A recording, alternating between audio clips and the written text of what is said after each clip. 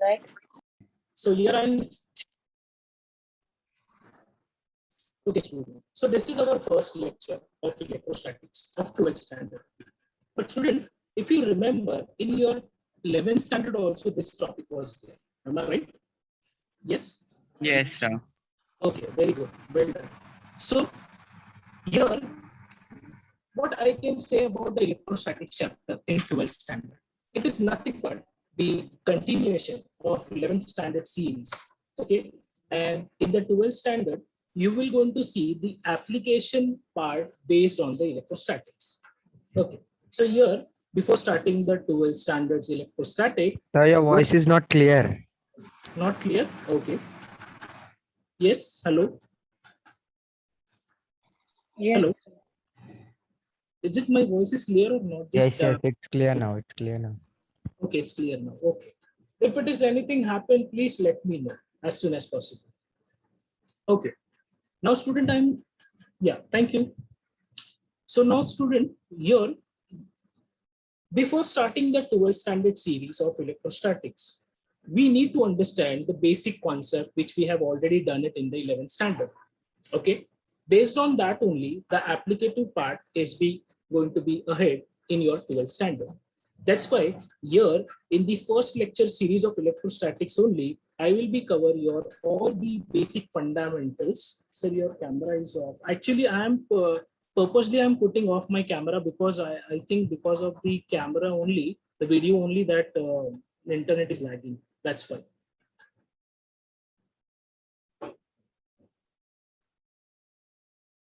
Hello. Yes. Okay.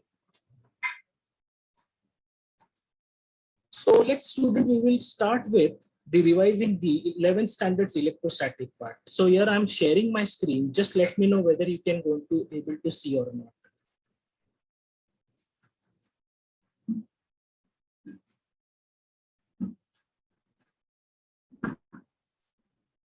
Can you see my screen, student? Is it visible? Yes, sir. Okay. Yes, sir. Okay, thank you. Okay, student. So here, this is what the introduction part of the electrostatics, which we have already done it in 11th standard. Excuse me, sir, your voice is lagging.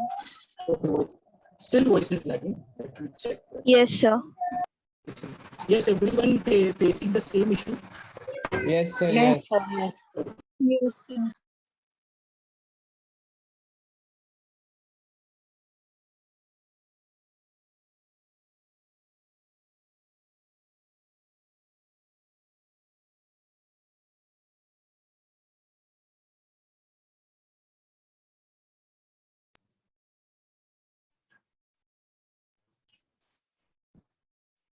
Hello.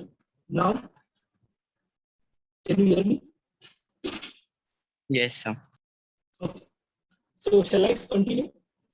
If it does anything happen, please let me know. Maybe there is an internet issue at this place. That's why it's not showing proper response. Okay, but just let me know if it is anything happen. Okay, shall I continue now? Yes. Okay. Okay. So welcome to the first series of electrostatics, where we can going to complete the fundamentals of electrostatics of 11th standard. Here, electrostatics 11th standard series, it starts from the introduction part of electrostatics. So here in the introduction part, what we have covered in the last academic year is about the charges. So what do you mean by charge? Basically, it's a fundamental particle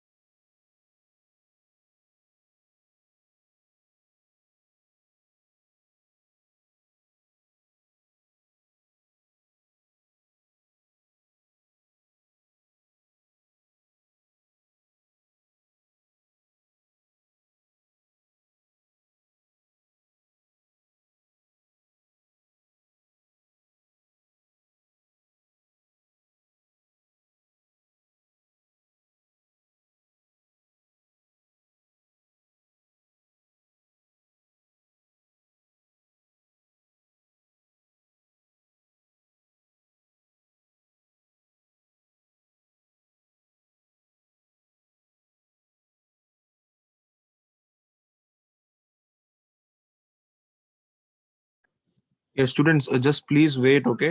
He's actually facing some issues. Uh, he is arranging something else and he will rejoin. So just be in the lecture. Just give him 5-10 minutes, okay? Yes. Yeah, yeah. Please don't leave the lecture. Yes, sir. Yeah.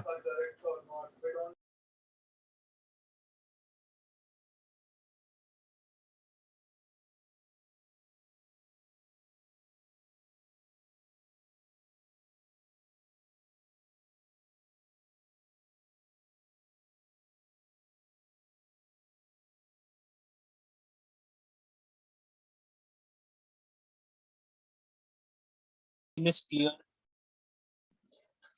Yes, student. Can you Yes, see sir. the Clear. Okay, Yes, sir. thank you. So here, we will go to continue our discussion. Like here, today, we will try to study the electrostatic, okay, electrostatic series from 11 to 12 standard. Okay, here, what is necessary over here is to try to understand the basic concepts of electrostatics, which you have already done it in your 11th standard. Why I am telling this in the beginning of a lecture only? Because student, here, the part of theory called Gauss's law, we all have done it in 11th standard. Am I right? Yes, student. Have you heard about the Yes, sir. Gauss's? Yes. Exactly. Yes, Yes. Well done, student. So the Gauss's theorem, which we have learned it in the 11th standard, based on that only, the applicative part has introduced in your 12th standard. Okay. So obviously, whenever the application terms will come, that time you need to understand the basic supports and fundamentals. So that's why what I have decided here, I will cover first upon all the basics and fundamental things which you have done it in the 11th standard, and then only we can proceed for the application of Gauss's law. So student, here one by one, let's make this session very much interactive. Okay, I will ask some questions and also you will try to give the answer whether it will be correct or not. It doesn't matter. Only the thing is you have understood or not. That thing I just want to check. Okay, so electrostatics in 11th standard, here the basic theory was starts with a charge. Is it visible, student? Can you see the screen? Yes, sir. Yes, sir. Okay, well done. So here, charge. Basically, what is the charge? Charge is the fundamental, okay, particle unit. Okay, fundamental particle unit. Yes, student. Now, we know atom is made up of small elements, okay, of a particles, which are consist of electron, proton, and neutron. That we have already know. Okay, can anyone tell me what are the charges regarding with these? Like electron have Electron charge, negative, Negative charge. proton positive, positive, neutron. neutron Neutral have no neutral. charge. Okay, it has no charge means it's a neutral. Yeah, okay, it's a neutral one, neutral particle. That we know this contributes into the nuclear mass. Okay, rather than that, it never contribute any kind of a charge. That's why the main assumptions is based on the neutrality is only to give the supports to the nucleus. Here, student, electron, proton, we know already these are the nothing but the negative and positive particle. So this negative particle is revolved into the orbit, okay, around the nucleus, and this positive particle will be kept it inside the nucleus. Okay. Now, based on this only, the charge is defined like integral part of n into e. This we know Q is equal to n into e, where n is the number of integral parts into the charge on electron. So this is what a basic fundamental definition of charge, that is Q is equal to Ne. And most of us know the value of charge on electron. Can anyone know E is equal to how much it is? Yes, the charge on electron. Anyone knows? 6.022 into 10 raised to negative 19 coulomb. 6.022. Are you sure? 1.6. 1.6. 1.6, yeah. 1.6 into 10 raised to, yes, how many coulomb? 10 raised to raised to minus 19. 19. Very good. Yeah. So this is what the charge, okay, kept it on the one electron. Now, student, if you'll talk about the basic properties, like the basic properties of charges, So here, the very first basic property starts from, yes, can anyone know what do you mean by additive property? Additive property. So student, this is what the additive property says. The entire charge which is distributed over the any charge conductor is nothing but contributed by each and every individual charge particle. So this is nothing but called as additive nature or additive property of a charge particle. So this is the very first and basic property of the charge particle. It shows like the charge conductor, okay, whatever the charge conductor is there, its total electric field or its total magnitude of intensity is actually distributed by the number of charge particles which are actually taking the contribution over there. Then the second property is nothing but the quantization of charges. Quantization of charges. Does anyone know the word stands for quantization having a meaning? What do you mean by quanta? Can anyone know? Or can anyone going to relate it? What do you mean by quanta? So maybe it is amount. Okay, very good. Yes, anyone? Yes, further than this amount. So quantum is a study of very small particles like quantum Very good. mechanics. That is the branch of physics which learn or which study the small interacting particles. Okay, that is called quantum physics. That is called quantum mechanics. Exactly. But the quantum mechanics studies the small charge particles. Very good. Well done. The same thing here, the quantization of charges is nothing but the state of a particle, which means the particles which we are studying here, the charge particles are very small in nature. Their dimension is very small.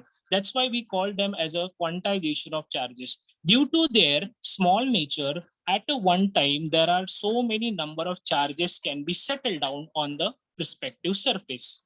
Okay, student? That's why this is called quantization of charges. Quanta means small amount. Very good. Then next is coming conservation. Conservation of charges. What do you mean by conservation stands for? This we have already heard it in from the lower academics level only, the conservation part. What do you mean by conservation?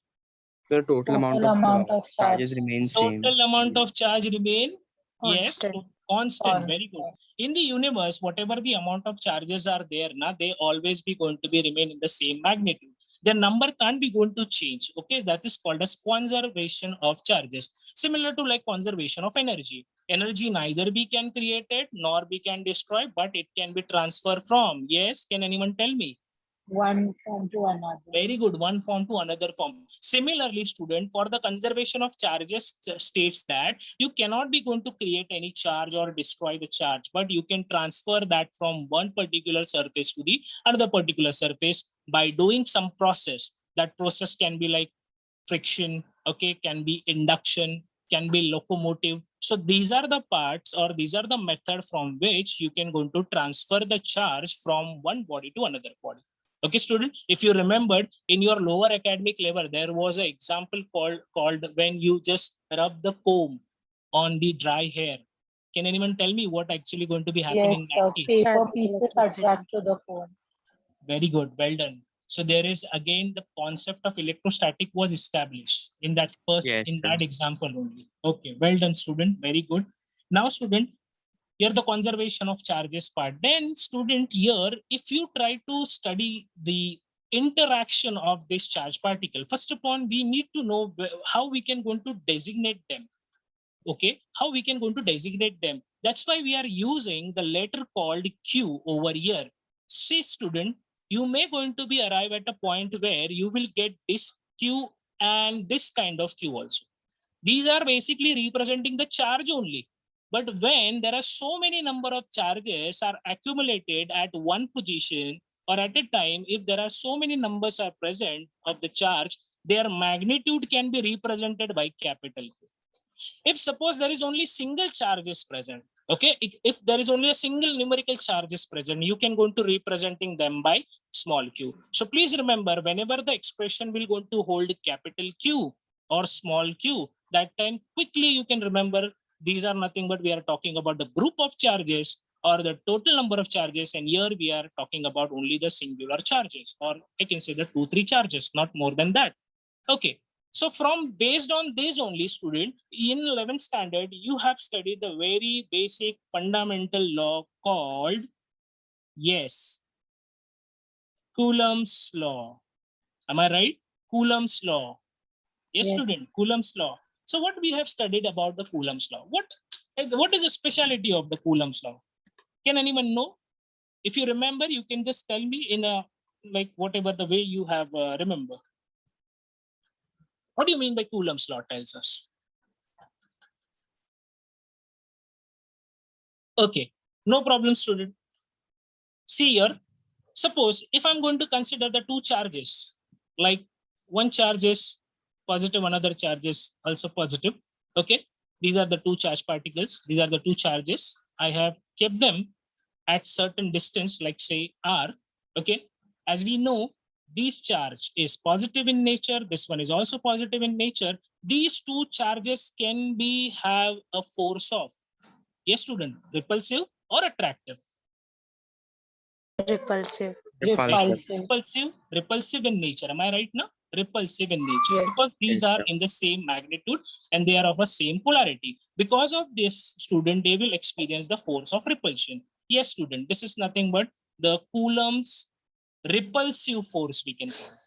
Instead of this, if I'm going to replacing any one of the charge with the another opposite charge, definitely they will experience the force of attraction or Attraction. attractive force. Yes. So that is also called as Coulomb's attractive force. So only the thing here, the Coulomb studied the behavior of a forces which is established between the two charges. That is nothing but called Coulomb's law. So student, if I'm talking about in sense of the mathematical form of Coulomb's law, Coulomb says F proportional to Q, say 1, say Q2. Also, he studied about the nature and the interaction of this force is based on the distance. But that distance and the force relationship was totally inverse relation. Am I right? Inverse square rule, that relation. You must have studied this in the same way in your gravitation. That is called Newton's laws of gravitation. Only the thing is different from the Coulomb's. Here we are talking in terms of charge, and there we are talking in terms of masses. That is only the difference between the Coulomb's and Newton's law. Okay. Now, student, here if I combine this mathematical relationship, I will get F proportional to Q1, Q2 upon R square. Am I right, student? Is Yes, it correct? Yes, sir. Because see, student, here this is the proportionality sign which designate the direct relation and here inverse relation. If I'm going to try to remove it, this proportionality sign, what I have to take? Can anyone suggest me what I have supposed to take constant over? 1/4 pi Constant, epsilon r. बराबर. I have to take a constant. मुझे यहाँ पे constant लेना पड़ेगा. I will take the constant k, and that k will be denoting the constant of proportionality over this equation. But now, as physics is a very explorer branch of science, you will be getting, there are so many constant terms are there in physics. All of them are going to be represented by the again the simple boring letter called k. That time might be get confused, or we'll maybe going to get say we will not going to understand what this k stand for, or this k is actually for which constant, whether it will be of Coulomb constant, whether it will be of restoring force constant, whether it can be like Boltzmann statistics constant. So there are so many constants k's are there, student. So now, for avoiding the confusion, what we can going to do, we will say this k value has some specific constant 1/4 pi epsilon naught. So instead of this k, in the further equation can be expand like 1/4 pi epsilon naught q1 q2 upon r square. All of a sudden, if someone will analyze this equation, he or she will going to ask me, sir, what this constant stand for? Again, here is one more constant is introduced in this equation. Can you tell me about, sir, what this epsilon naught stands for? Yes, can anyone know? Yes, anyone have any idea about this constant term? epsilon naught? Do you know the name of this constant? Yes, yes. Okay, I will tell you, student, this is permittivity. This is permittivity. Permittivity of what? Permittivity of free space.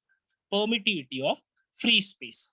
Student, this permittivity is basically the physical constant, okay, which gives you the idea about the nature of a medium. See, student, if you think about these charges, okay, these charges are kept in some materialistic medium, or I can say, to get a better result, I will going to put these two charges in the vacuum. We know the vacuum is the state of a space where nothing is going to be present. Am I right?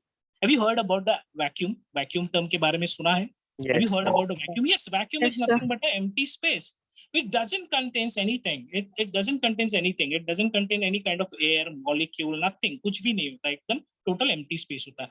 In that case, student, if I'm going to keep these two charges in that specific vacuumated space, what has happened? What will be happen in that case? These two forces will be acting very much prominently. Okay, there will be no any disturbance, no any other distractions can be caused in between their interaction. That's why, student, it will be preferred to keep these two charges under the vacuumated space.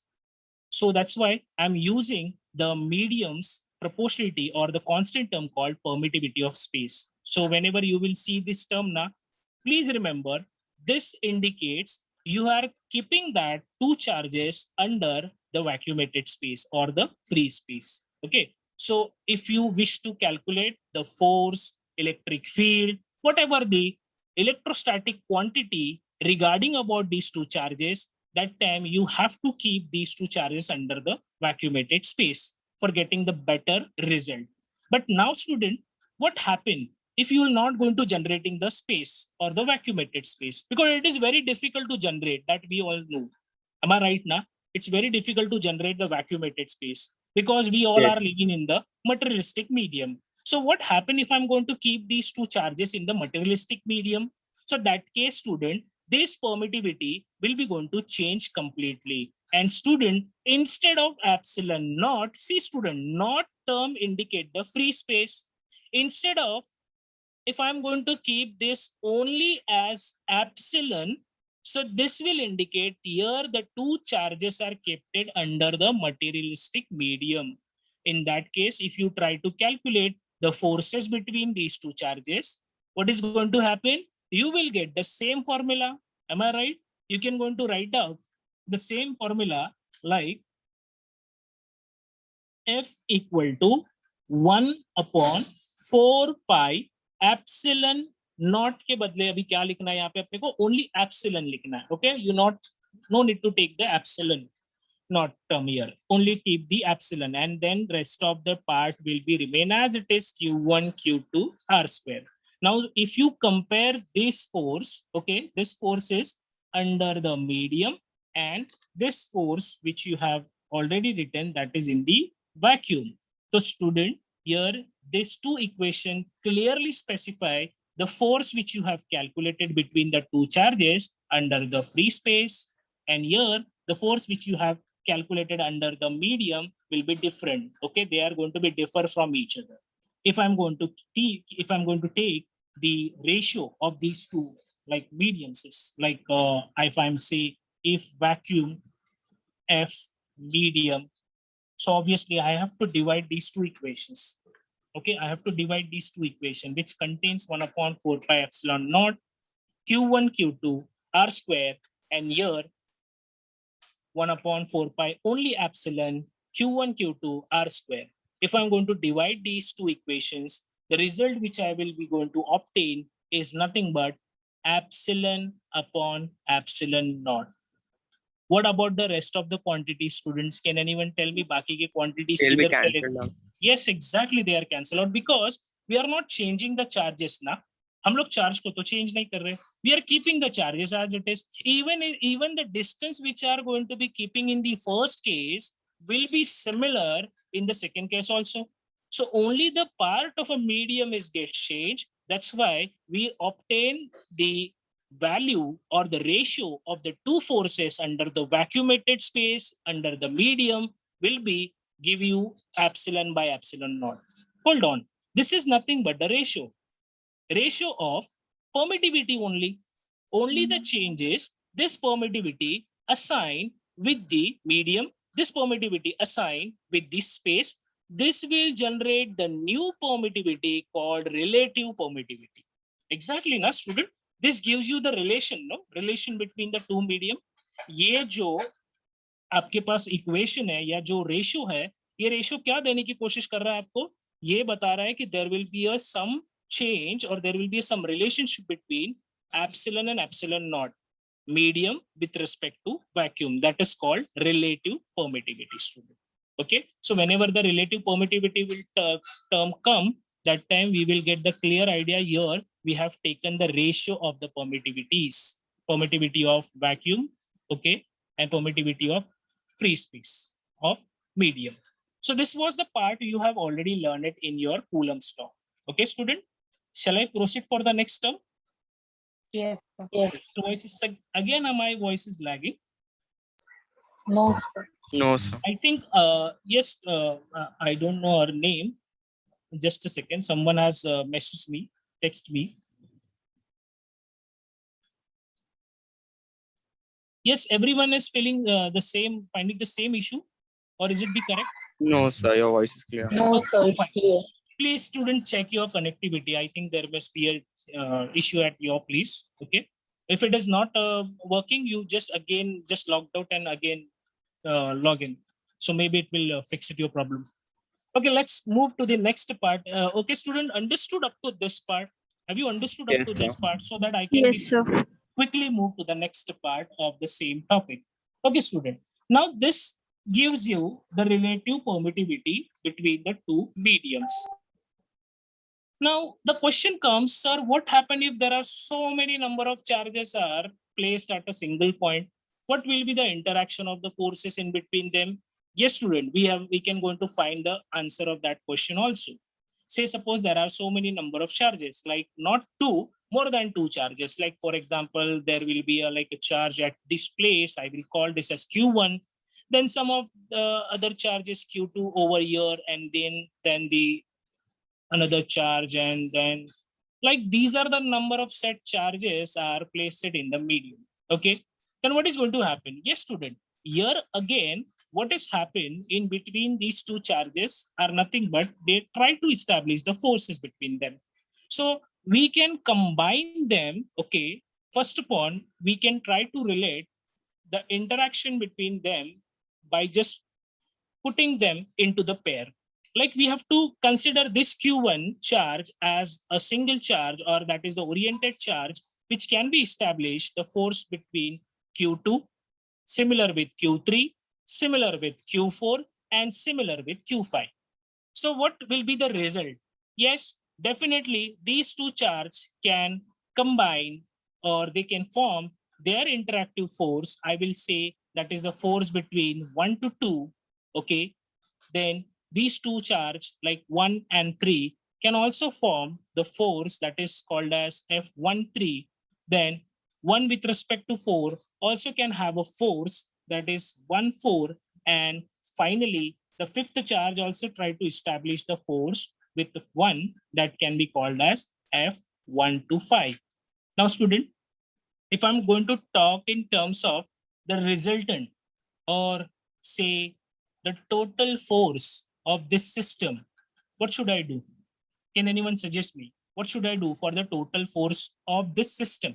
I'm talking in terms of a system. Addition. Yes, So, I add have to all. add these all forces which are actually established one by one. That is F1 to 2, F1 to 3, F1 to 4, and finally F1 to 5. Now, student, if you clearly observe this, no, these are the individual forces.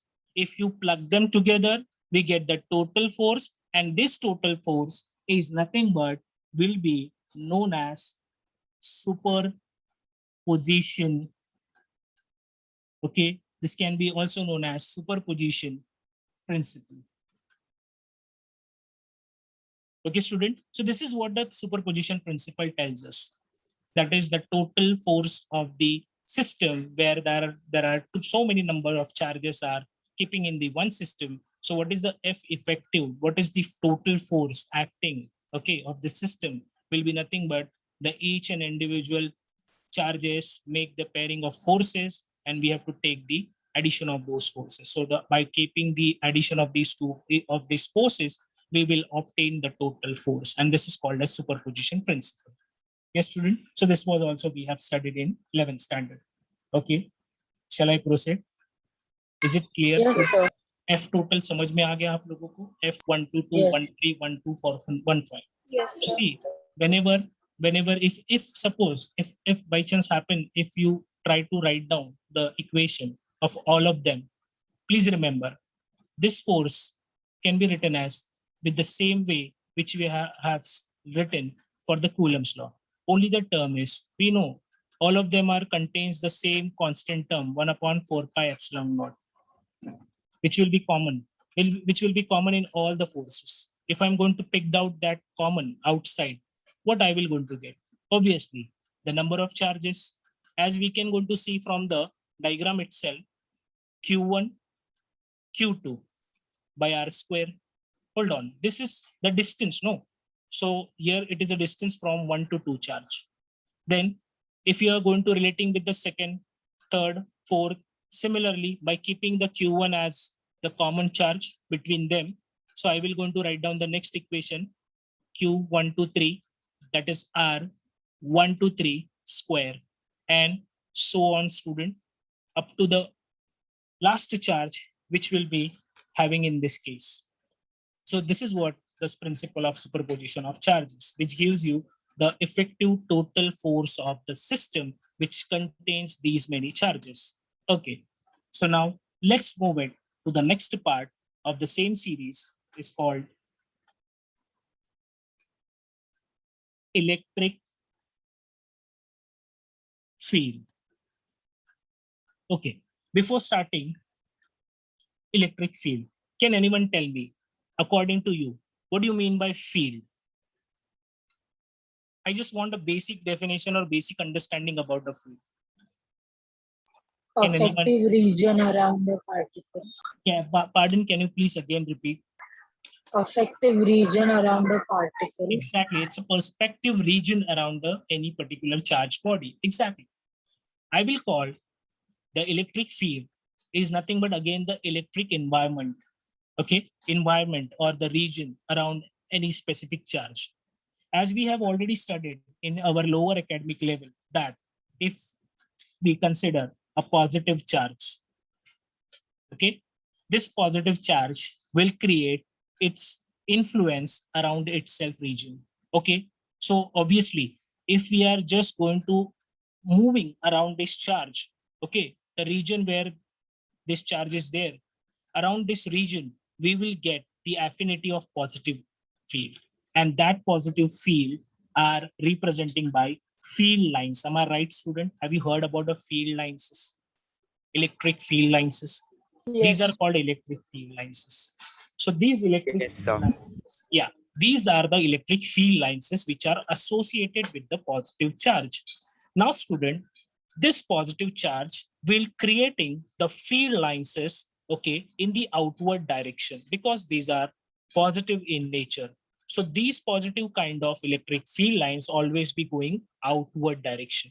If I'm trying to find out the intensity of this charge, I will get the intensity of this charge around this region, around this environment. So this environment setups the field of what? Field of this charge. So I will call this region as electric field of positive charge. In the same case, let us consider the negative charge. So this negative charge also associated with the field lines. I can say these are the field lines. Do you know the nature of the negative field lines are exactly opposite to this? Exactly opposite to They'll it. be coming inwards. Exactly, student. These field lines are okay. These field lines are in the inward direction. These are in the inward direction. So these field lines are always be going to be like a acceptor's nature, and these are nothing but the outward nature. So if I'm going to keep these two charges, okay, in the one single plane or in the same state, so what is going to happen? Yes, we know these field lines, whatever be going to be go outward, will be accepted by the negative charge, and due to this exchange of field lines, yes student, due to this exchange of field lines, is two charge can establish the force of attraction. So this is the reason why two charges are going to be get attract, because the field lines are going to exchange from positive to negative, and because of this exchangement they will create. Okay, yes, got this point student. Instead of suppose if I'm going to take the similar kind of charges, what is going to happen that we know, if the two similar charges will take, the two similar field lines will never going to interact. Am I right? Yes student, Yes. you getting it? समझ में आ रहा है आपको कि अगर Yes. Same nature of electric field lines ले लेंगे तो वो कभी इंटरेक्ट नहीं कर पाएगा, because both of them have the same tendency of going outward, tendency of going outward, tendency of going inside, tendency of going inside. That's why they will never going to interact, and ultimately the result is nothing but the repulsive force will generate. So this is what the reason behind attraction and repulsive forces. So this is what basically student the field lines and their interaction. But here again, what we need to calculate or what we need to understand is electric field intensity. So student, what do you mean by electric field intensity? So in a simple language, I will say the electric field intensity is the region where one can be experience the electric field. So here, if mathematically I want to write down the electric field intensity, I will first upon write the notation called E, because here student, E stands for electric field intensity. And this E will nothing but the ratio of electrostatic force per unit charge of interaction. Here, now I have taken something different which we have discussed in the like beginning of the lecture. We have only talked about the small q and capital Q. Then all of a sudden this Q naught is come over here. Now the question arises, sir, is it be the similar charge which we have discussed in the earlier, or will it be a different one? Yes. Have you just observed this notation in your textbook of 11th standard? This is Q naught. Does anyone know what is this charge stands for? इस charge को क्या बोलते पता है किसी को?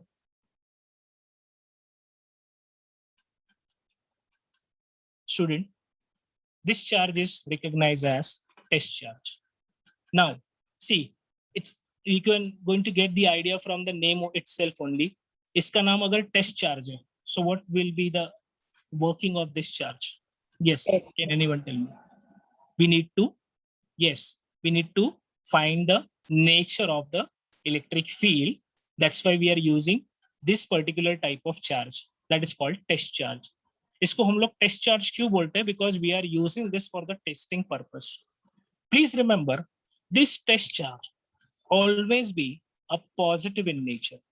Okay, and what we are doing with this test charge, we just simply say if I have a total charge Q, okay, must be say a positive charge. This positive charge will establish the electric field region around it. Okay, and then I will take this test charge, okay, from any other region, and I simply put this test charge in this environment of the capital Q. What is going to happen ultimately? Can anyone tell me the further cases or further assumption? The test charge will There will be change the force of the Yes, electric correct है. field बोलो of the बोलो. main. बराबर बोल रहे हो आप. बोलो वापस एक बार repeat करो please. So there will be repulsion between them. There will be a repulsive between these two charges. Exactly. This charge, test charge, will going to repel. But why this going to repel? Because it was not initially under this field. We have introduced that into this field. That's why this field region will try to interact with the test charge, and that test charge will acted by the force. And that force is nothing but your electrostatic force per unit charge. That's why electric field is electrostatic force per unit charge. Here, that So role of can you test explain this again? okay, I will going to explain you again. So in the beginning, what I have considered here, a massive positive charge, capital Q. Obviously, it will going to establish its own electric field region around it. Then afterwards, what we will going to do, we will pick out one test charge. Okay, we will going to pick out the test charge Q naught. Okay, initially maybe it was, or it may be in the some other region. I will just consider that for the interaction purpose. I will try to introduce this charge into this electric field region. What is going to happen? Obviously, this test charge is initially in the positive nature.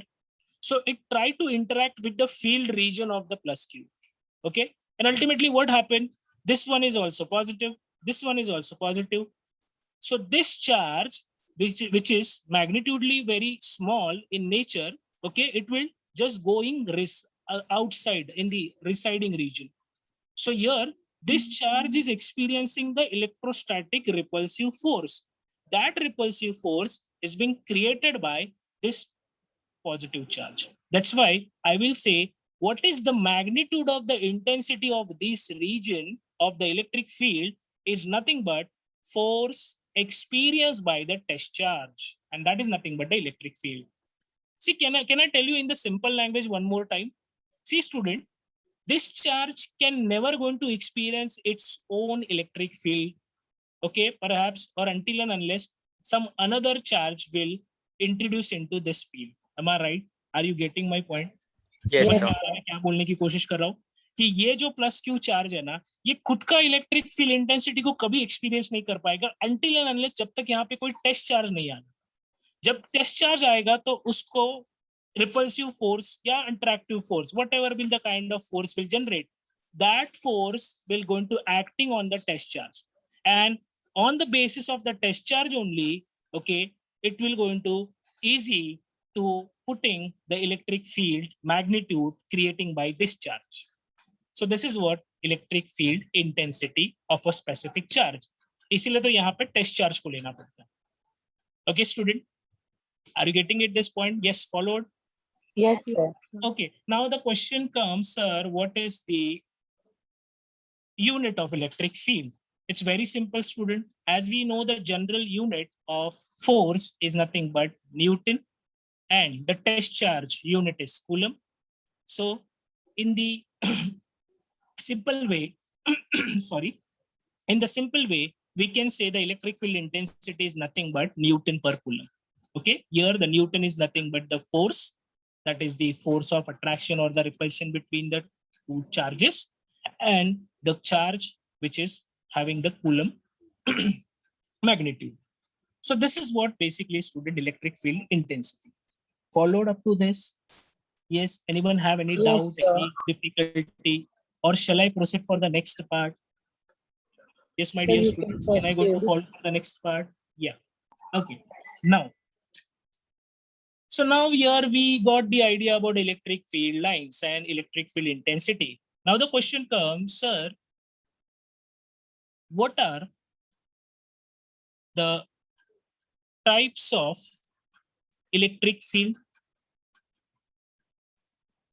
Is there any type of electric fields? Yes, student. Is there any type of electric field? Definitely, there are some types of electric field. But basically, here our main intention to studying the standard one. Okay, our intention is to try to study the standard electric field intensities or the type of electric fields. So, student, there are basically the two types of electric fields. First is uniform electric field. Sorry, this pen is not working. Let me find the next one.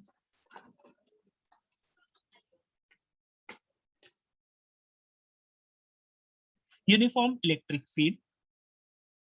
Okay, and obviously the second one is non-uniform electric field. Let us distinguish them. Can anyone know before starting me? Uniform electric field and non-uniform electric field.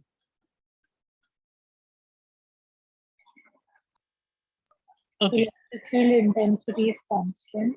yes. And what about the non-uniform one? It is not constant. It is This fluctuating. one is constant. According to you, this one will be remaining constant. The intensity will remain constant. Yes, According sir. to this, intensity will not remain constant. Okay, very good. Well done. So whenever the term called uniform electric field, see, uniform is nothing but standard in the same line, in the same occurrence. Okay.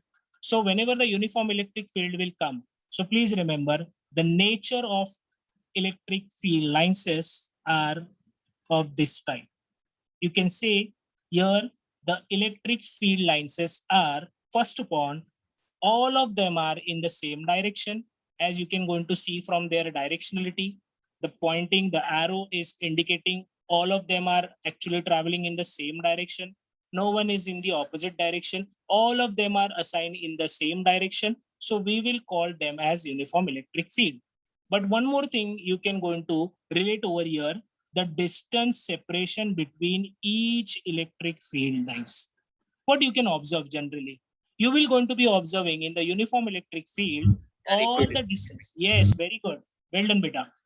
Electric field intensity, wherever the uniform electric field will come now, in that case, the distances are equidistance, I can say. All of them are at equidistance. Equidistance, which means all of them are at the same distances. So if these two conditions are satisfied now, we will call that electric field lines as uniform electric field. Understood?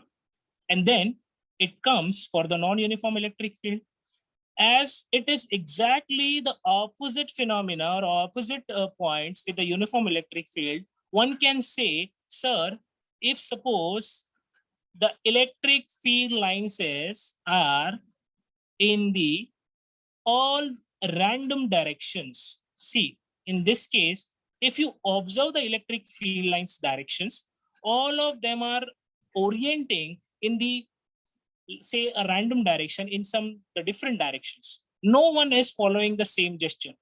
So in this case, student, I will going to suggest this electric field lines is not of the uniform kind. Even you can say the distances between them are also going to be varying with the angle, okay, varying with some inclined or some angles difference. So in this case, this electric field lines never been uniform. This is non-uniform electric field. Understood, student? Where all the electric field lines are orienting in the opposite direction or in the different direction. No one is keeping in the same direction. Also, if you check the distances between them, they are not in the equidistance. So this is what? Non-uniform electric field, and this one is uniform electric field. If someone going to ask me, sir, can you please tell me how we can going to create the uniform electric field, or how we can going to get the non-uniform electric field? Is there any example where can be suitably explain the uniform and non-uniform electric field? So the answer is yes, student. Here, example I will take as charged plate, or I will say capacitor. Okay. How many of you have heard about the word called capacitor? Capacitor. What do you mean by capacitor? So it's some device in the fans. Very good. Device It which is a store. device. It's a component which we have commonly observed in the fan. Very good. Exactly. So this capacitor is actually storing the electrostatic energy. Okay. Electrostatic energy is going to be being stored in the capacitor, which we will going to be learn it in the very much what we can say in an elaborative way in the same 12th standard. Okay. So here I am not going to be explain you much more in detail because this part there in 12th standard, and we will going to learn it that in the deeply. So this is what a charge plate or the capacitor can be explain the formation of uniform electric field. On the other hand, if you just compare this electric field lines nature with respect to this one, yes, the non-uniform electric field can be the nature of any kind of a charge whose electric field lines are in a outward or in a inward direction. So basically, any singular charge will be going to show the behavior or law of uniform electric field.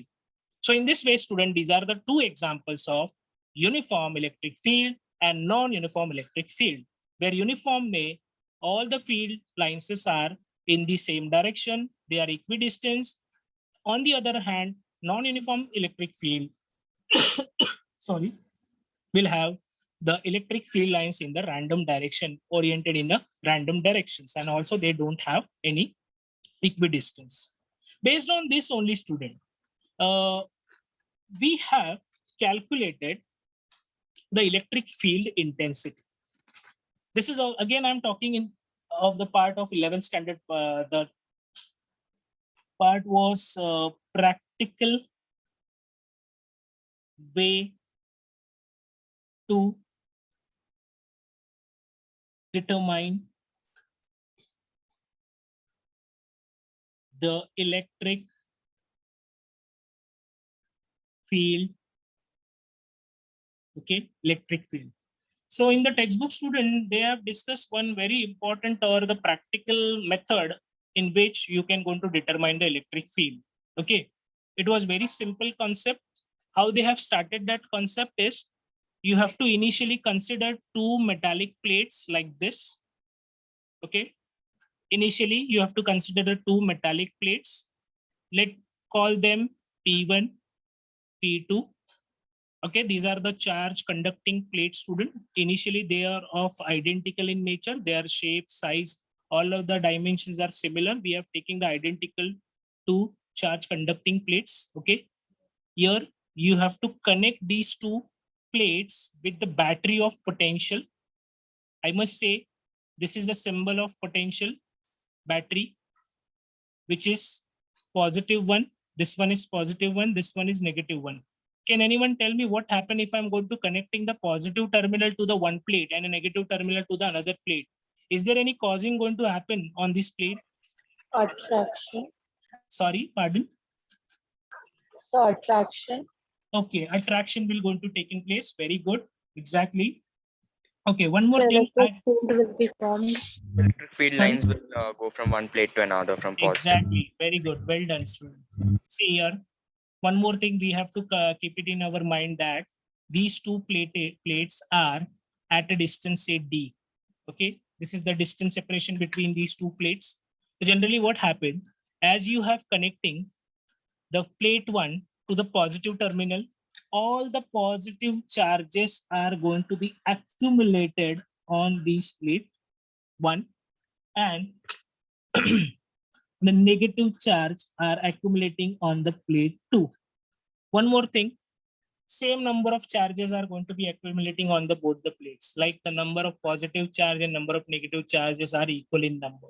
Now student, as you can going to see, this plate is electrified with a positive potential, this is electrified with a negative potential. What is ultimately going to happen? Yes student, there will be electric field lines are going to set up from positive to negative, positive So to and it negative. will be uniform, right? Sorry, pardon. It will be uniform electric field, no? Exactly, uniform electric field. Very good, well done.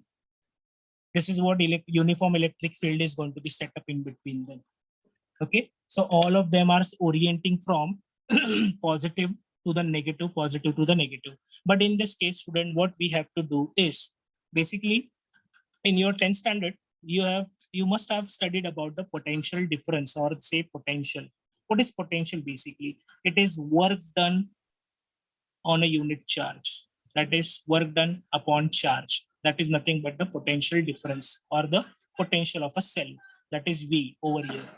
Now what is happened over here is, these potentials are applied over the plates like P1, P2. Ultimately, what will be the result?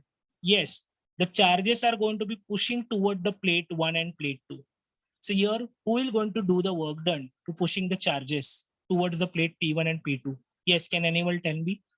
Who is going to do the work done over here to pushing the charges the toward the battery. P? Very good. The battery is doing that work. So that work done per unit charge of sending all the charges toward the respective plates P1 and P2. This is called the potential difference. I will call this as say 1, or I can say what will be the work done. That work done is charge into potential. You can say this equation also 1, or either you can call this equation as also 1. But afterwards, what happened? Here you have to introduce, okay, externally one charge. Yes, student. Here you have to introduce externally one charge in between this gap. I will say that charge is say positive in nature. Okay, that charge is positive in nature. Now, initially, when you introduce that singular charge in between this region, listen carefully, student, what is going to happen? You just tell me. When I'm going to introduce the positive charge in between these two plates, okay? As you can see, this is the electric field region. Obviously, this charge will be behaving according to that field. So this plus charge will be moving towards which plate? Plate 2. Plate 2. Very good. So here, due to the force of attraction, these charge plus will be moving toward the P2, obviously, but it will be moving under the influence of electric field, which is set up by P1 and P2. Let's do one thing. We will do the external work done on this charge, who is actually going to be totally moved on the plate 2. So after certain time, what happened? This plus Q charge will be appear over here, okay? Because of the force of attraction. Now what we have to do is, we have to do the external work done on this charge, which is almost placed on the P2. Then student, we are going to just placing this charge moving towards the plate 1. Okay, we are doing this external work against the electric field. So this charge, we will going to place it on the P1, on the positive plate. But now student, as you already know, this charge is positive in nature. Also, the plate 1 is also positive in nature. What is going to happen between them? Can anyone tell me? Force of attraction or repulsion? Force of repulsion. Very good. So that force of repulsion will be try to just moving that charge, okay, from the away or from the aside to the P1. And in this case, student, our work done is nothing but force into the distance or the distance between the plate. So now student, here you can get the again one more equation of in terms of work done, which you have done it on the charge Q, which we are trying to place it toward the P1. And but because of the repulsive force nature, this charge again going to be moving aside from the P1 and ultimately grabbed by P2. So now if you compare these equations, you will get Q into V is equal to F into D. I will say simply, if I arrange this equation in ordered by F upon Q is equal to V by D, as we have already studied in the just previous section, that is E is nothing but F upon Q naught. Am I right? That is nothing but force per unit charges is nothing but, yes, electric field. So here student, if we know the potential difference of the battery and the distance between the two plates, which we are going to be keeping. So by knowing these two things or these two values only, we can predict how much electric field is set up in between these two plates. Understood student? So this is a very easiest way to find the magnitude of electric field intensity. So देखो ये सबसे easiest way है जहां पे आप electric field intensity को calculate कर सकते हो. But providing which two quantities you should know? Yes, tell me first quickly. Which two quantities? Work done and potential difference. Very good. If once you know the potential difference and the distance separation between the two plates, you can easily calculate the electric field setup between them. No bothered about or no need to worry about what will be the charges are there inside P1 and P2. We are not going to be taking that part. Okay. We are just simply calculating the potential difference, which we are going to keep in that because that is in our hand. Also, the distance separation between these two plates can be adjusted by ourselves only. So only V and D if we know, we can calculate easily how much electric field is developed in between them. So this was the part where we can calculate the practical way of electric field, okay, by knowing the plates and the potential difference. Okay, student. So this was the part which we have already studied in 11th standard. Then shall I proceed for the next part? Yes. Yes. यहाँ तक सबको समझ में आ Yes, sir. चुका है कि what is Yes, the way of finding the electric field intensity in the practical method? Okay. Now I am moving to the next concept, which was again the part of your 11th standard electrostatics, and that is called electric dipole. Electric dipole. How many of you know the word or the meaning of dipole? What do you mean by dipole stands for? two poles. Two poles. Very good. 2 poles. Yeah, exactly. 2 poles. Before this, you must have heard this dipole in one more chapter. Can anyone tell me the Magnetic chapter dipole. name? Exactly. Magnetic Magnetic dipole. dipole moment. Means here, partial way of you must have understood the partial concept about the dipole over here.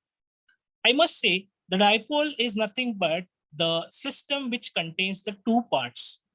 Obviously, in the magnetism, you have studied the bar magnet, which contains the 2 poles. One is north pole, another one is south pole, positive, negative in nature. But if you remember the theory of magnetic dipole moment, that magnetic dipole moment is nothing but the product of 2 quantities. One is its pole strength, any of the pole strength you can take, okay, and their distance separation. Similarly, student, if you are talking in terms of charges and their system, let us say there is one charge, say positive, and another charge positive, okay, they are keeping at a distance from the center. I must say it is at a distance of length L, also from the center of this part to the length L. So what will be the total distance separation between them is 2L. If I'm going to take the product, okay, product of what? Product of any of the charge. Basically right now here that both the charges are similar. So any one of the charge you can going to take. So I must say charge into their distance separation, that is 2L. So here the product which I'm going to getting now from the Q into 2L, that is charge into distance separation, I will call this new quantity as electric dipole moment. Now again, it is very necessary to denoting them by some notation. So here I will use the electric dipole by the letter called P. Understood, student? So what is electric dipole in the simplest way? It is nothing but the product of charge into distance separation between those 2 charges. So it is denoting by P, and it is nothing but Q into 2L. Can anyone tell me, if I try to write down the unit of dipole, electric dipole moment, what must I going to be right here? What should be the unit I can write down from Coulomb meter into Coulomb Coulomb. meter. Coulomb meter? Very good. Coulomb meter, because this charge is measured in terms of Coulomb, and obviously this is a distance separation. I generally call the distance separation between the any charge or any 2 poles in terms of meter. So Coulomb meter is nothing but the electric dipole moments unit. Okay, student? Now here what we have studied in the 11th standard, that this electric dipole moment, okay, will be called as one system. We call that as one system. Okay, so when these 2 poles or these 2 charges are kept at one system, they will behaving like a one system.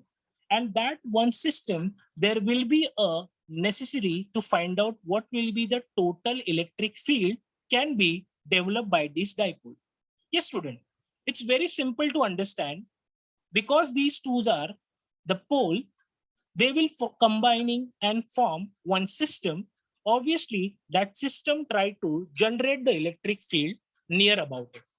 So here, if we wish to calculate the electric field sorry, electric field near about it, that dipole. So here we can going to calculate the electric field at two specific positions. One is at the axis and another one is at the equator. If you remember in your 11th standard, the concept was like there are two dipoles you have to consider. These are the dipole, like say plus q. This is say minus q. Okay, here I am taking the two opposite charges. They are at a distance of 12 separation. Now, what we have to do is we have to pass one imaginary line. Okay, this is the imaginary line which is passing through both the poles of a dipole, and also it will be running continuously. And if one of can try to find out the electric field intensity due to this dipole, I must say at this point, first upon this dotted line or this imaginary line will be called as axis. Am I right? This line, imaginary line, can be called as axis of a dipole because it is passing from both the poles. So if one can try to find out the electric field at this point, अगर किसी को electric field find out करना है इस point पे, तो वो calculate कर सकता है. But that electric field is actually contributing due to plus q and minus charge q. So I will ultimately say the electric field which will be experienced at this point now, that is due to this dipole. And obviously that point P is at a distance r of r, which is measured from the center of the dipole. If you remember the mathematical step, I'm not going to be do the derivational part over here, but what is the final, sorry, what was the final expression we obtained? Let's talk about that. So the final expression, just a second, student.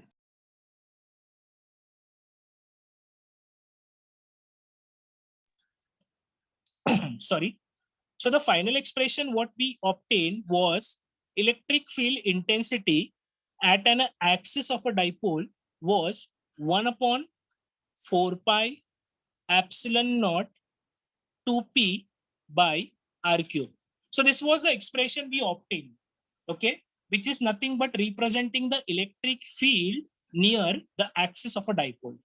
Similarly, student, the same case we can discuss in some different angle. Say if these are the two charges plus q minus q, they are again separated by the distance 12 that we know.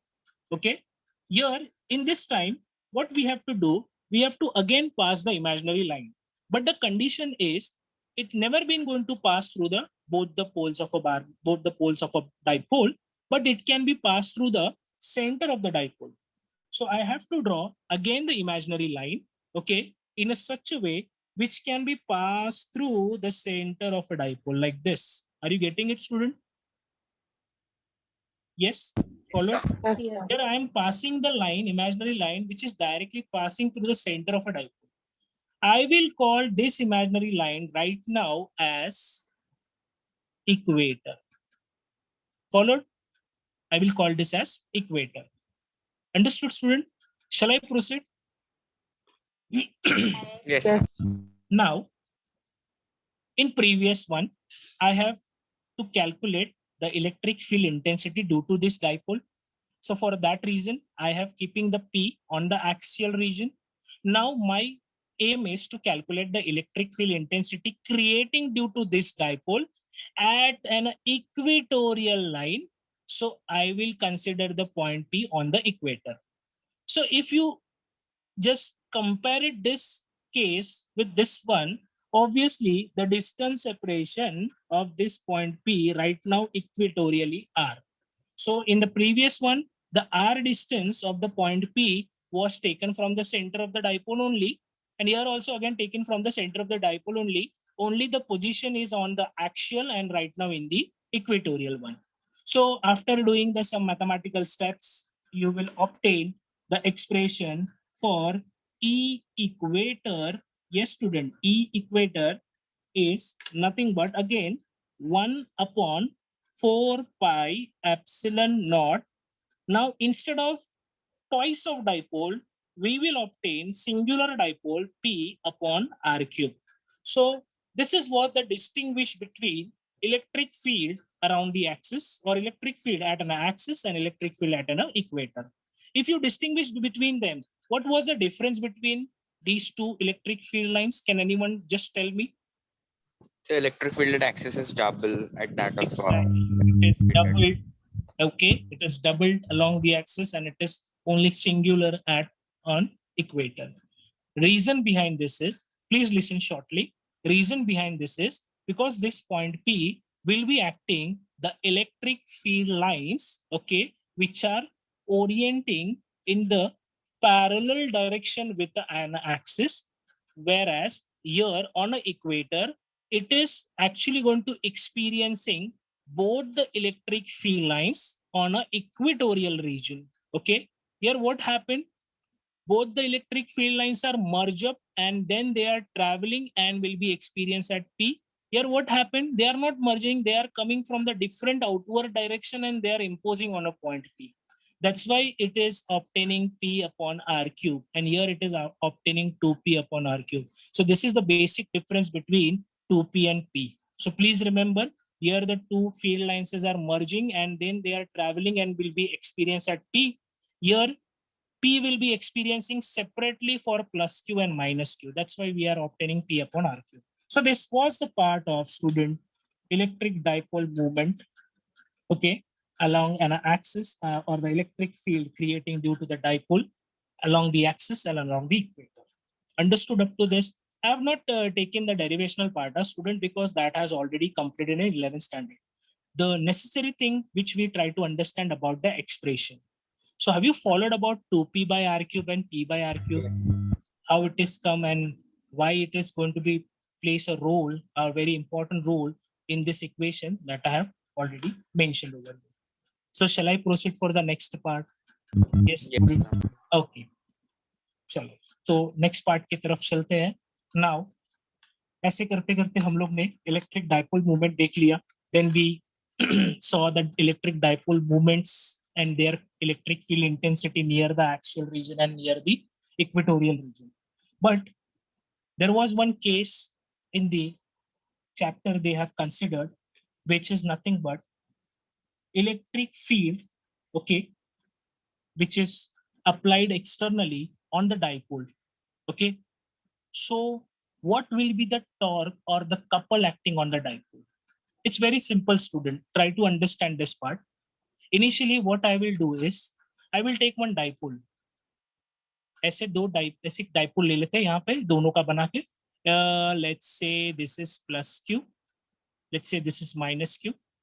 They are separated by distance 2L. ये तो समय हमेशा common ही रहेगा. अभी dipole form हो चुका है. Now, what you have to do is only the thing which I am going to be altered here is I will apply the external electric field. मतलब इस डाइपोल को हमको एक अलग से एक्सटर्नल फील्ड के अंदर रख देना. ओके, तो let us draw the external electric field lines. So that external electric field lines are like this.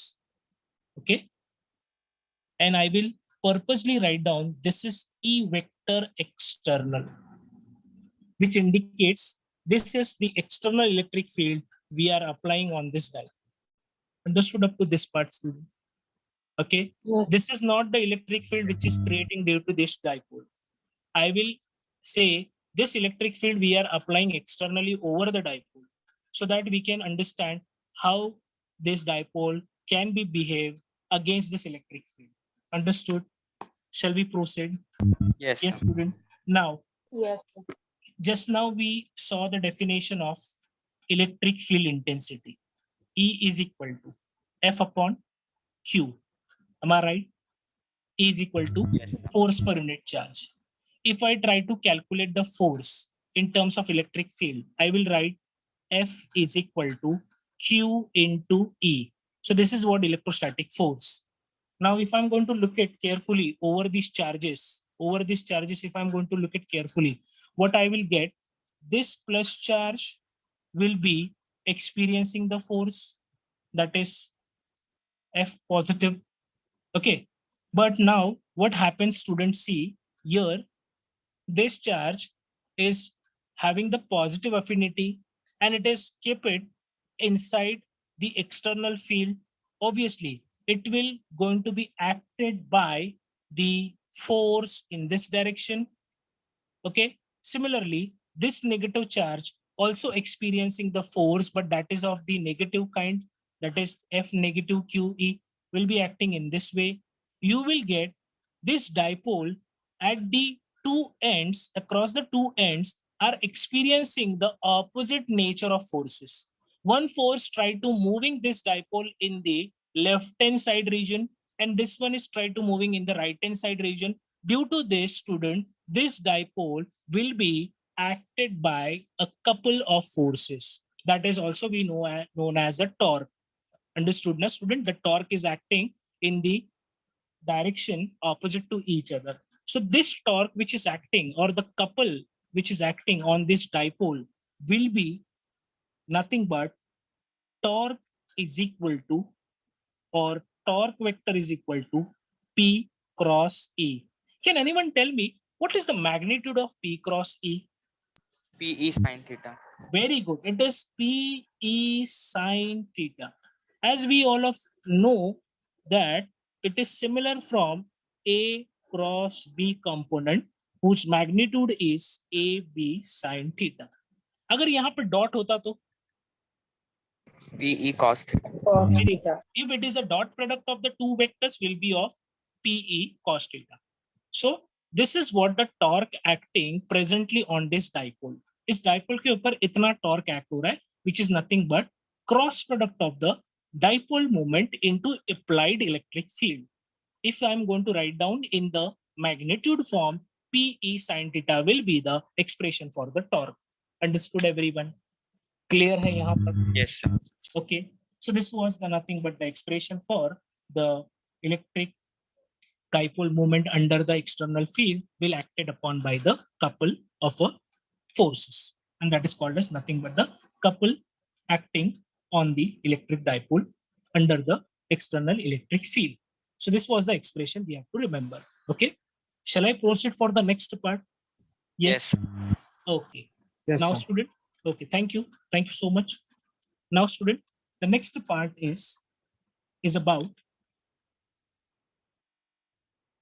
continuous charge distribution. Continuous charge distribution. Now So I had a student, doubt in the previous concept. yes, sure. Yes, ask. So the side of the arrow is positive, right? Yes, these are of the Sorry, positive. negative. This one you So are no, the external one, big one. this one, field one. Yes. Okay, let me tell you first thing. If you just memorize, these are creating due to two plates, okay, two parallel plates, because we saw the electric field lines of the uniform can be created under the influence of two parallel plates only. So here I can say this is the plate 1 region, this is the plate 2 region, correct? Electric Yes, sir. field lines are orienting from this region to the this much region, or they are moving from left hand side to the right hand side. Now I can say if they are moving from left to right, correct? No, left to right. So this part must be positive one, and this part must be negative one. Followed? Yes, So the sir. So but external electric field lines are moving from positive to negative region. Clear? yes, sir. Okay. Now, just focus on this plus Q charge. This is plus Q, correct? Yes, sir. Are you getting it? Okay. Now, if I'm going to just placing, if this is one negative charge, say, if this is a negative charge and this one will be positive charge. So what is going to happen here? I must say this negative and this negative try to repel it. Yes, sir. So the force which is acting due to this plus charge will be orienting toward the negative. Okay. So this negative will be moving with the force along the positive part of the plate. And this plus charge will try to move it along the negative part. If I'm going to reversing this, what happened? I have to just change the directionality of the arrow.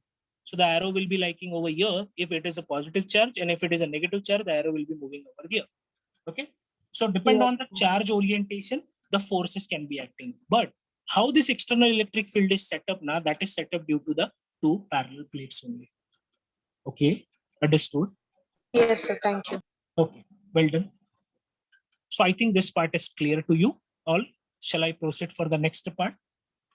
Yes. Anyone have any doubt regarding about this? Okay.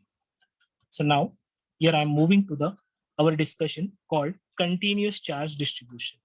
See, student, I will just again discuss the basic idea of the charge distribution with the help of a relevant example called, if we are going to take a comb, okay, rubbed on a dry hair, and when we are placing that near the piece of paper, it try to attracts. Am I right? Yes, student? Correct, no? This was the common example of electrification or the electrostatic, where we can say the stationary charges are set up on the comb. Initially, it was not there. We actually establish it by doing the process, and that process is called friction. So now, student, here, if you look at carefully, initially on the region of a comb, there was no any charge. It was behaving neutrality. Okay. According to the principle of neutrality, there was no charge region, no electric field was set up. But now, if you rubbed that on the dry hair, which means you are trying to creating or you are trying to establishing the electric field near the region. Correct? So here, I may say that entire comb was not electrified. Only the place, only the portion which has rubbed it under the friction, that only part will going to be electrified. Am I correct? Yes, student? Yes, sir. जो कोम का reason होगा ना, जिसपे आपने उसको friction मतलब जहां पे आपने उसको रब किया था ना, उतना ही पोर्शन क्या हो जाएगा, इलेक्ट्रीफाई हो जाएगा. Rest of the part will not going to be electrified. Correct, no? So it means it's suggesting you that you are trying to distributing the charge over that surface. Understood here? Yes, student? Yes. समझ में आ गया? Yes. तो यहाँ पे आपने क्या किया है कि by the process of friction, you have actually distributing the charge over there.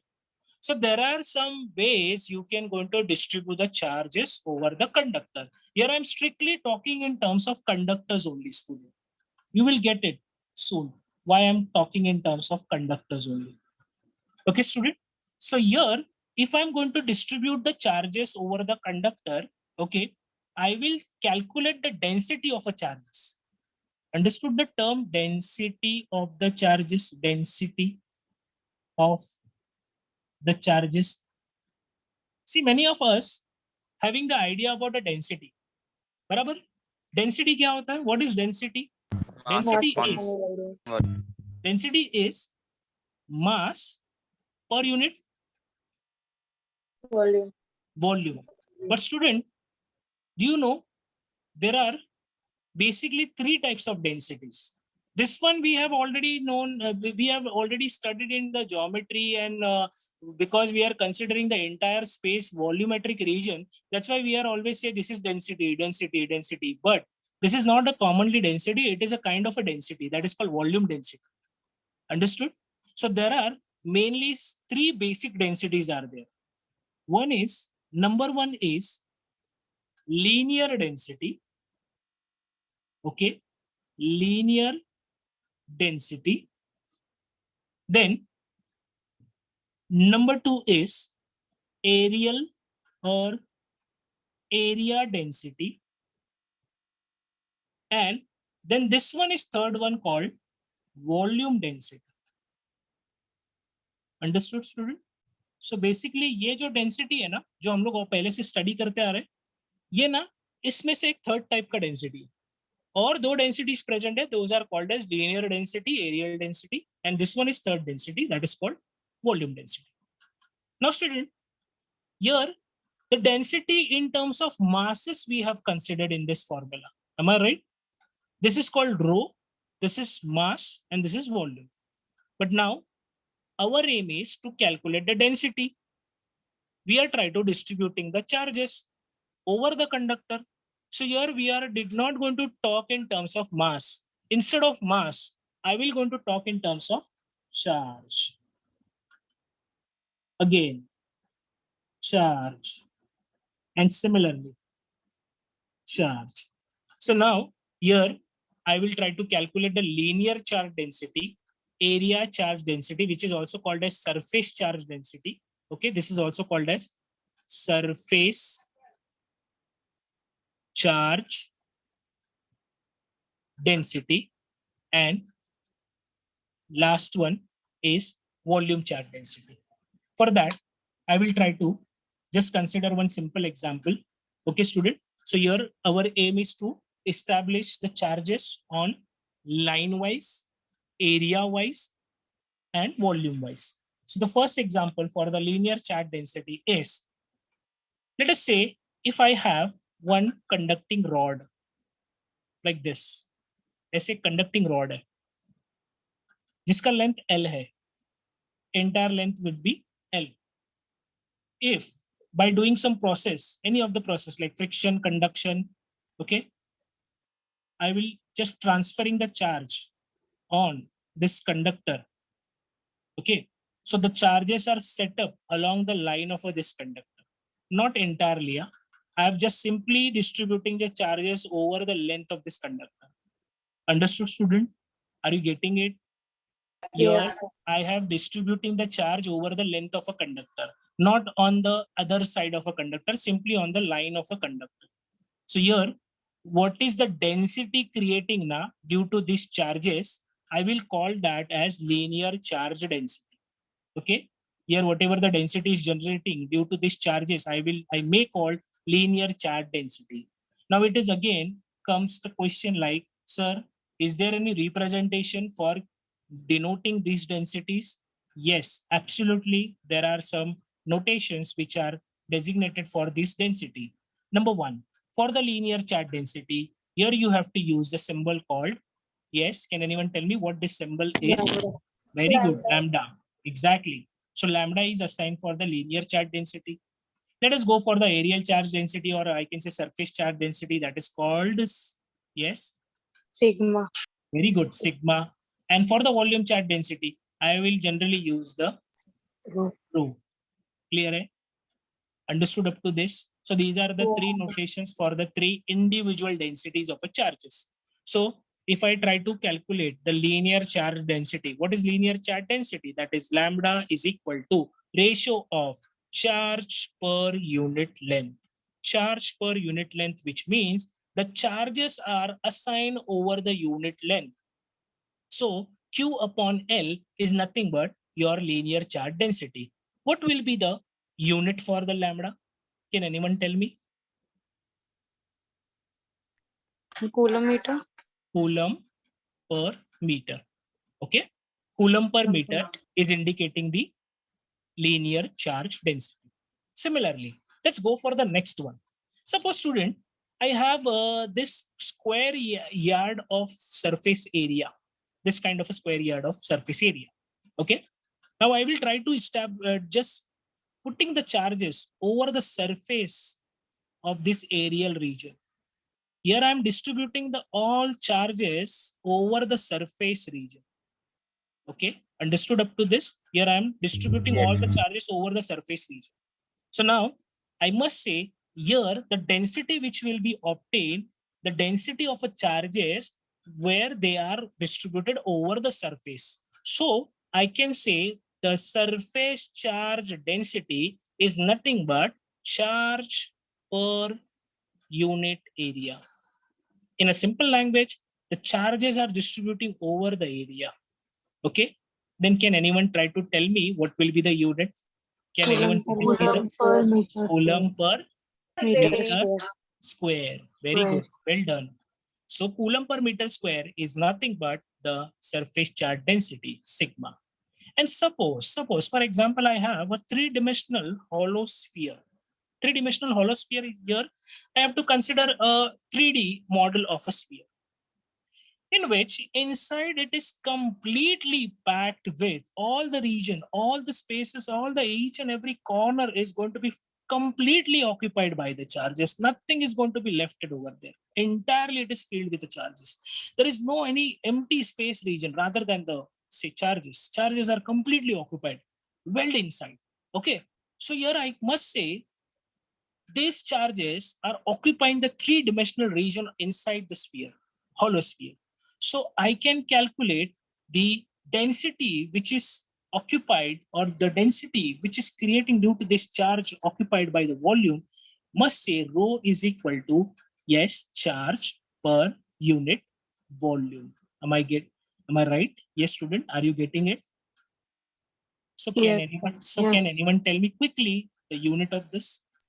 Coulomb per meter meter cube. Coulomb per meter cube. So please remember, student, these are the densities according to the distribution of charges. And simple way mein you can go to understand if the charges are distributing over the length. Again, I'm repeating, over the length, linear charge density. Over the surface area, over any surface area, I will call that is surface charge density or area density. If it is going to be occupy the three-dimensional space of region, we will say it is occupied, try to occupying the volume. So that is called volume charge density. So these are the notations, say lambda, sigma, rho, and their ratios and their respective units. Understood, student? So in this way, we can go to distribute the charges as well as we can calculate their densities also. Understood up to here, student? Followed? Anyone have any difficulty regarding about this? No. पक्का तो चलते हैं आगे. Yes. Shall we proceed for the next part? Okay, we almost done it the maximum part of 11th standards theory school. This is very necessary because if I'm not going to completing this part, you won't be going to understood the Gauss's laws application. To understanding the better of application of Gauss's law, you need to understand these basic fundamental concepts. That's why we are completing the 11th standard synopsis over here. And now we are just left it with the two parts, okay, which we will going to completing right now. And that is nothing but the second last part of the same chapter is called electric flux. Electric flux. How many of you have heard this word called electric flux? Or generally, what do you mean by flux? Does anyone know? Flux क्या होता है? So the flow of something. Flow of something. Yes, exactly. That is efflux. Correct, na? That is efflux from the chapter called fluid dynamics. Okay, exactly. Area vector. Okay. So you are almost near to that point. Called electric flux is nothing but the electric field lines are passing from the certain region. Exactly, correct है. अब जरा इसके बारे में पच्चा discuss कर लेते हैं student, because we have very less time right now. But anyhow, we have to try to understand in a better way. That's why here I'm starting with the simple assumptions called, say, as we know, electric field lines are continuous in nature. Okay, because the property itself suggesting the electric field lines are continuous in region. So let us say, suppose if these are some number of electric field lines are traveling. समझो मान लेते कि electric field lines यहाँ से travel कर रहे हैं. Okay, they are traveling continuously. They will be going to travel continuously until and unless if there are something is going to be introducing in between their path. अब यहाँ पे होता क्या है student? Here we will try to introduce one surface region like this. एक conductor को यहाँ पे इंट्रोड्यूस कर देते हैं, कोई भी एक फ्लैट सरफेस को यहाँ पे इंट्रोड्यूस कर देते हैं. Now what will going to happen ultimately? As we know, these electric field lines will never going to disturb. They will try to pass through it. Okay, and they will going to pass through it as it is. They are traveling in the same direction, same nature. So here, what has happened over here for the time, if you going to think on it, these are the points of interactions where the electric field lines are crossing the surface area. Correct? These are the points where the electric field lines are enter it and leaving. Am I correct? Yes, student. Can you observe it from here? It's a simple Yes. observation, na? Electric field lines इसको cross करके निकल जा रहे हैं. When they are crossing over this electric field lines over the surface area, what is going to happen? It's very simple. This surface area will under the influence of this electric field lines. Am I right? Yes, student. समझ में आ रहा है क्या बोलने की कोशिश कर रहे हैं यहाँ पे कि ये जो सरफेस एरिया है, ये सरफेस एरिया इस इलेक्ट्रिक फील्ड लाइंस को एक्सपीरियंस कर रहा है. So that's why the flow which is passing through it will be generating the influence under this surface, and that influence or that particular penetration will creating the influence of electric field, and that phenomena is basically known as electric flux. That is the flow of the electric field lines from the particular surface area, from the particular surface region, and that field will try to establish its own intensity, its own magnitude, or in a simple way, it will go into generating its own influence on that surface area. So that is nothing but electric flux. Basically, flux is defined by, yes, flux is defined by the letter called phi. Understood? Yes, student. This is the letter Yes. sign for the electric flux. But hold on. There are two types of flux are present in the nature. One is due to electric field, and another one due to, yes, magnetic field. Magnetic flux. Due to magnetic field. Now, to avoiding the confusion whether it will be of which kind of flux, here we will simply write down over the letter E. When we will preferring the prefix E, which indicates here you are talking in terms of electric flux. If I'm going to write down here, okay, as simply called B, so this will be stand for magnetic flux. So please be careful or be particular about the fluxes which you are talking in terms of electric or magnetic field. So here our aim is to calculate the electric flux. That's why it is phi of E. So student, simply the phi of E is nothing but electric field lines crossing the surface area. Okay, that is phi E is equal to E vector dot S vector, where E vector is electric field and S is the surface area. Suppose student, if I'm going to consider instead of entire surface area, only this small surface region, if I'm going to consider, for that particular small region, what will be the flux? We will write down d phi E is equal to E vector dot ds vector. As you all of you know, whenever we are taking a very small element, okay, of a small element of length, small element of surface, or small element of mass, we are denoting that by ds or d term. Understood, na? Yes, student? We are Yes, sir. representing a very small element, very small portion. Okay, so that part is representing by the suffix of ds. Okay, so this is what d phi E, which is a very smallest flux generating near the small surface region. If we try to calculate the total flux, what I can going to do? I will simply integrate the flux which are obtaining at the small surface. Understood, student?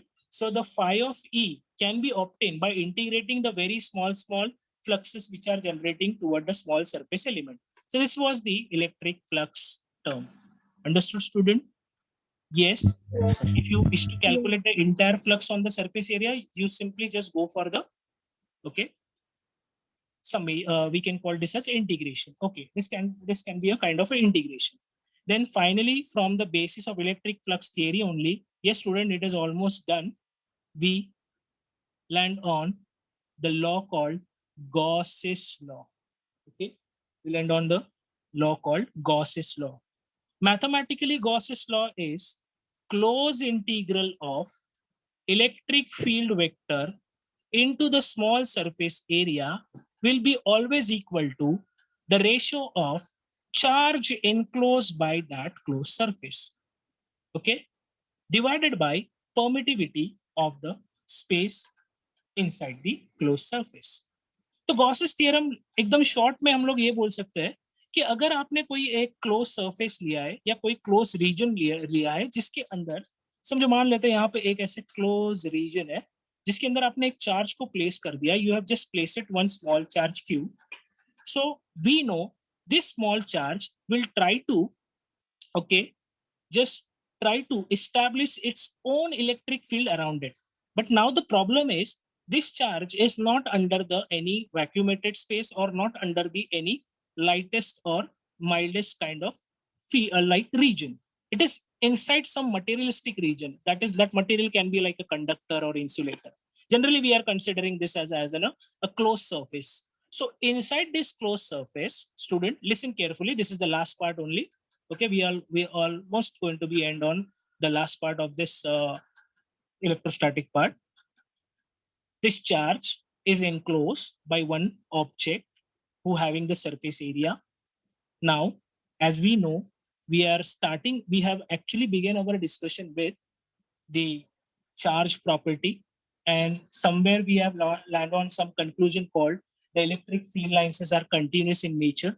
So obviously the electric field lines are try to comes out from this closed surface, and as they are going to penetrating the surface area, they will creating their electric field around this region. Okay, so the electric field intensity can be obtained around this closed surface. But now the question is, if anyone try to calculate the magnitude or the intensity of the electric field intensity, okay, without knowing how many charges or what type of charges enclosed inside, okay, we can easily calculate the electric field intensity with the help of Gauss's theorem. Don't matter whether whatever kind of charges keep it inside. Our wish or our idea is to calculate only the electric field intensity. Okay, so that can be easily calculated by Gauss's law. तो इसमें यही बोला जाता है student कि अगर कोई charge अंदर बंद है और अगर उसके वजह से कोई इलेक्ट्रिक फील्ड डेवलप हो रहा है, तो वो इलेक्ट्रिक फील्ड का इंटेंसिटी डिपेंड करेगा कि कौन सा टाइप का चार्ज अंदर बंद है. Okay, for explaining this, I will use a very simplest example. Suppose many of you have gone through this experience. Suppose this is a classroom. Okay, ये classroom है. It is filled with so many number of students. Okay, say there are n number of students are filled with this classroom. Okay, as we know, n number of students will create the n number of chaos. Okay, they will completely disturb the class. But now, if all of a sudden one person is just moving, okay, outside that classroom, he will just hear that noise, he will hear that chaos, and ultimately he will not going to be watching inside. He will just predicting कि यहाँ पे बहुत सारे students हैं और वो बहुत ज़्यादा दंगा कर रहे हैं, बहुत ज़्यादा chaos कर रहे हैं. ठीक है, not even he looked at inside कि कितने number of student हैं. हाँ, एक बात अलग होता कि अगर classroom में एक ही student होता तो क्या, obviously that student once that single student will not going to be creating that much mess, that much chaos. Okay, rather than that, if there are n number of students are there, they will creating the loudest chaos, and that chaos intensity will be come outside the classroom. Ultimately, this person will going to be know the intensity of that chaos based on the number of the students which are seated inside. So similarly, student, here also the same thing is going to happen. If there are electric field is set up, okay, around this closed surface, one can identify what is the electric field intensity, okay, without knowing what kind of a charge, how many number of charges are there. Okay, ultimately we can calculate the electric field intensity based on the charge which is enclosed in it. So this is the mathematical form of Gauss's law, that is closed integral. First of all, student, this is using for the closed surfaces or the closed system. This integration is always going to be used for the closed systems. Now this is the electric field intensity which is going to be obtained outside this closed surface. What is ds? Yes, student, for derivational purpose, there we have to assume it one small surface area along or the over the entire surface area. So we must say that surface area is ds. And then student, here we can say that closed surface will be enclosed the charge Q. Obviously, that charge Q will going to expand its electric field under the specific region of permittivity. We know the permittivity helps to grow the electric field inside the region, and due to this relations, we can establish the electric field intensity and the charge and the permittivity with the help of Gauss's law. So this was the kind of a Gauss's law suggesting E dot ds, closed integral of E dot ds is equal to always be charge enclosed by the specific region of the permittivity.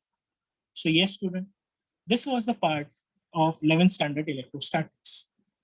Okay, and please remember, from the 12th standards onwards lecture, we will simply say according to Gauss's law, which means we will use this standard equation always. जब भी हम लोग ऐसे बोलेंगे according to Gauss's law, so that time you must be clear we are using closed integral E dot ds is equal to Q upon epsilon naught. Okay, so in that case we will not going to derive it completely. Okay, we will take it that as a base theory from the 11th standard, and then onwards we will try to calculate, okay, the electric field intensity around the sphere, around the hollow, say, cylinder, and along this plain sheet of a paper. So these are the applications. Then we will see later on more the theories regarding about the potential, electric potential or electric potential energy. Then what is the charge, type of charges, or the, say, separation of charges, polarization, capacitors. So these are the parts are almost on the way of 12th standard. Okay, student, for getting the better understanding of those concepts, now those higher order concepts, we should first of all know these basic concepts, so that we have completing all the fundamental things. Okay, rather than that, student, I'm just going to give you one assignment over here for the today's end lecture or today's the end part. I'm just going to give you one assignment over here. Okay, see, if suppose this is, say, the surface area. Yes, can you see my screen here? This is the Yes, sir. surface area. I will say this is the surface area ds vector. Okay, this is the surface area ds vector. If I'm try to pass the electric field intensity, so that electric field intensity will penetrate the surface area and comes outside. So this is the E vector. Okay, and as you can see, the surface area is also in the same direction of the electric field. Okay, so here you will get E vector and ds vector, surface area vector. Both of them are parallel to each other. So they will make, or they will not forming any kind of an angle of inclination, or any kind of angle is not going to be made by them. So I will consider the angle between them as 0. Okay, understood here? Yes, Okay, sir. that's it for the, see, this is just the kind of an assignment I'm giving you so that you can think on it and you will going to revert me in the next lecture.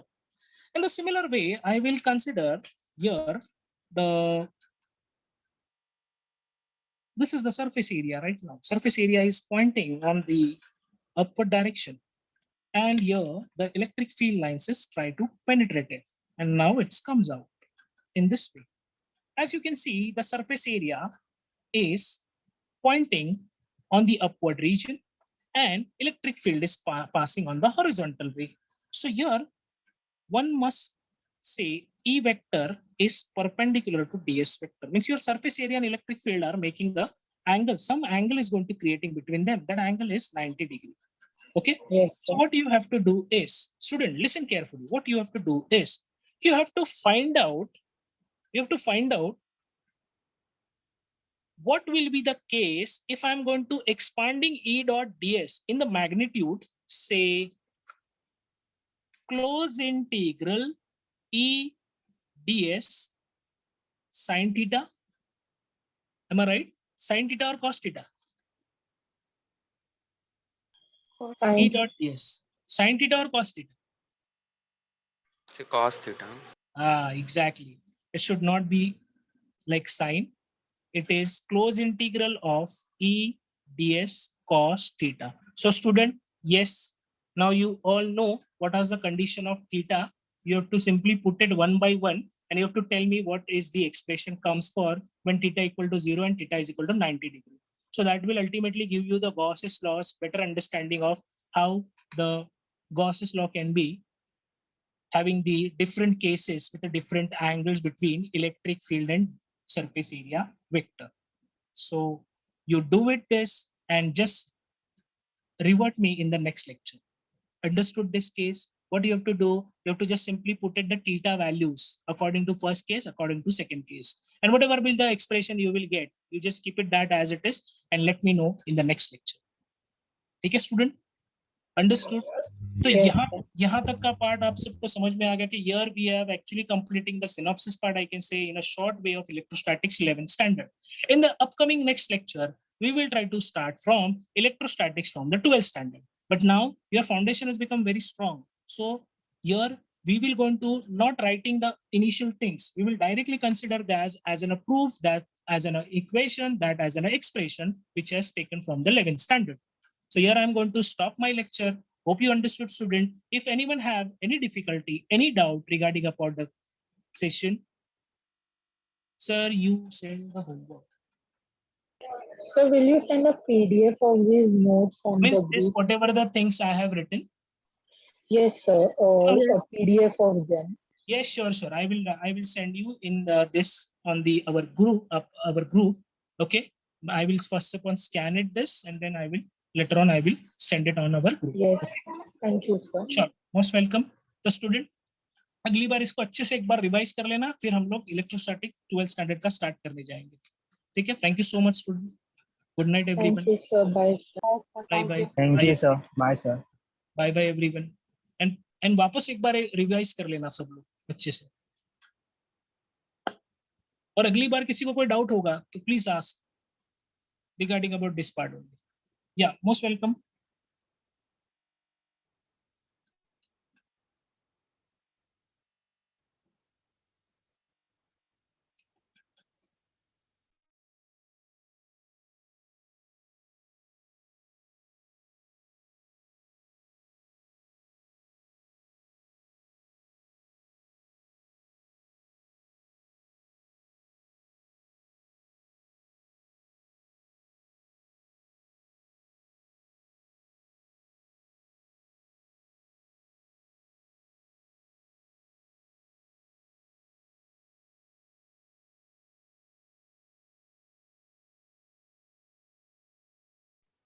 Hello, is there anyone from our class?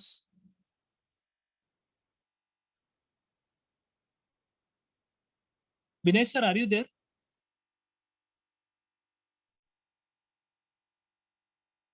Hello, Vinay sir, are you there?